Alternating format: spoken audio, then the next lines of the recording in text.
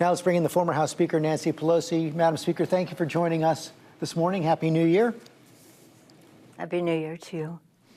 Of course, you were in the Capitol on January 6th. What's your reaction to this new reporting from the special counsel's investigation? Well, George, thank you for the opportunity to speak on this. We didn't realize when I accepted your invitation to be here that this other testimony would be revealed at this time. What's interesting about it all is that in every case, every piece of this, whether it was our case in terms of the Electoral College, whether it was what happened with the January 6th committee, select committee, or this testimony now, is all coming from Republicans. In the select committee, except for maybe the poll workers, and I don't know what party they are, all of the other testimony came from Republican officials, Republican staffers of the president, and now further to that. So it's very clear what happened that day. And at that same time, from the undisclosed location, Chuck Schumer and Mitch McConnell and I were begging the administration to send the National Guard, We spoke to the Army, the Secretary of the Army. Well, I don't know, it takes time, and I have to talk to my boss about it, his boss being the acting Secretary of Defense, who knows that one thing and another. So it took hours of what we have seen transpire, hours where we saw people going under the dome that Lincoln built. Lincoln built the dome during the Civil War. People said, don't build the dome, use the steel and the person power, the manpower for the war. And he said, no, I must show our resolve and our strength to build the dome. And to see the Confederate flag under that dome, to see the disrespect, they're coming a bullet in my head, hanging Pence, and the president being so casual about it. So it'll be interesting to see how we proceed. But remember this, whether it was our testimony for the Electoral College case, whether it was what the January 6th committee put forth and what you're hearing today, overwhelmingly coming from the Republicans. You've pointed that out, yet new polls show that with the passage of time, more Republican voters have accepted Donald Trump's lies about that day. They're less likely to say President Biden's win was legitimate. They're less likely to say Trump bears responsibility. They're less likely to say the rioters were violent. How do you explain that, and what can be done about it? Well, the 28% is the 30% that believe Trump no matter what. But again, the fact is the narrative on this is becoming clearer and clearer. And whatever those people, for whatever their attitudes are to other people, whoever they are, God bless them. I wish them well. I wish they would accept the facts and the truth. But Trump was a president. People believe a president when he speaks. That's why I was so glad that Joe Biden yesterday at Valley Forge, a bulwark of our strength during the Revolutionary War, where President Washington consolidated the strength of the troops, the unity of the troops, the immunization of our troops to go forward to win the revolution. And here our president was at that location telling the truth about what happened on January 6th from a president of the United States. So it's a challenge that we have in our country, and it's a reflection of we have people who don't want to believe the truth for whatever attitudes they have otherwise. But again, during this period, this campaign year, it behooves us to speak with respect for all concerned in a unifying way to bring people together.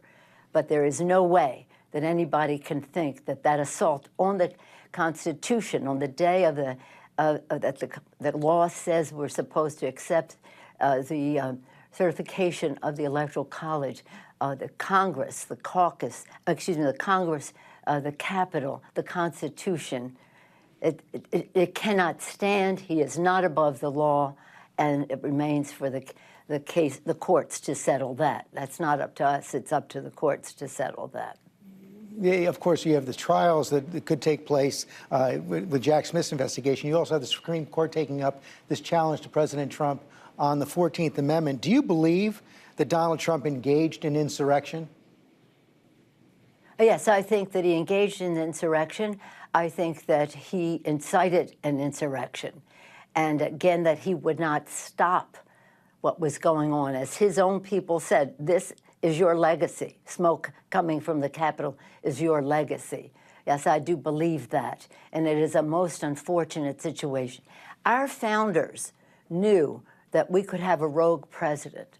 They didn't realize that at the same time we could have a rogue Senate and Congress. I do think that after all this happened, poop on the floor of the Congress, defecation, blood, disrespect for the people who maintain the Capitol, coming after Pence, coming after me and the rest, the great majority of the Republicans in the House voted not to accept the results of so Madam Speaker, College. if you believe he engaged in insurrection under the plain meaning of the 14th Amendment, you believe he's ineligible to be president.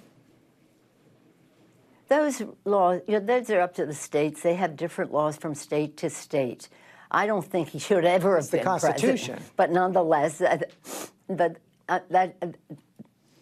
there is a view of the Constitution in Article 14, Section 3, that he should not be able to run for president. But that's not the point. The point now is that, again, different states have different laws. We don't think in California that it applied in our state. That's what the decision was made here. But anyway, not to go into that because that's very intricate. What is very clear is that the American people want us to honor our oath to protect and defend the Constitution of the United States.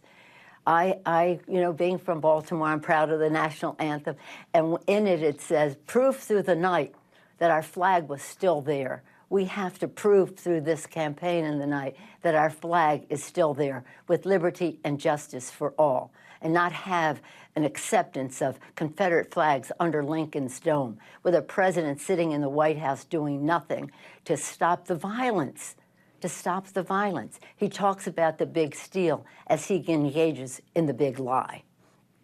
I want to finally ask you about the situation at the border. We're seeing this surge in border crossings over the last year. Your successor, Mike Johnson, Speaker of the House, brought a delegation of House Republicans down to the border this week, and here's what he had to say. You couldn't just reform the broken asylum process and allow this parole system to remain broken. You can't just build the wall without ending catch and release, without restoring remain in Mexico. These are the policies and the provisions that, again, had stemmed the flow in the previous administration. We know what works. It's not rocket science. How do you respond to that? And are you confident a government shutdown over this issue is going to be avoided? Well, we can't have a government shutdown. Let's be grown up about how we deal with our responsibilities. But I will say this, and it was said in your preview here. The president has put forth a proposal in the supplemental to address the concerns at the border. And the Republicans will not allow that to be brought up. They reject his solution to it. We have to be very careful. When I first met the speaker, was right after he made his acceptance speech, I said to him, you quoted Ronald Reagan in your speech. I want to refer you to Ronald Reagan's last speech as President of the United States.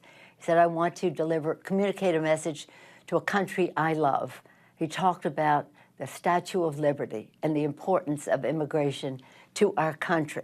So we have to handle this with care. We must secure our border, that's for sure. There's no question about that. But we also must honor our responsibilities in terms of asylum and the rest. And the president has that in his proposal. And what they say is, oh, it won't make a difference. No, it will make a difference. Let's get the job done. Let's do it soon. And we certainly are not going to shut down government. Madam Speaker, thank you for your time this morning. My pleasure. Thank you. Happy New Year to you. And a healthy one, too. Thank you. Hi, everyone. George Stephanopoulos here. Thanks for checking out the ABC News YouTube channel. If you'd like to get more videos, show highlights, and watch live event coverage, click on the right over here to subscribe to our channel. And don't forget to download the ABC News app for breaking news alerts. Thanks for watching.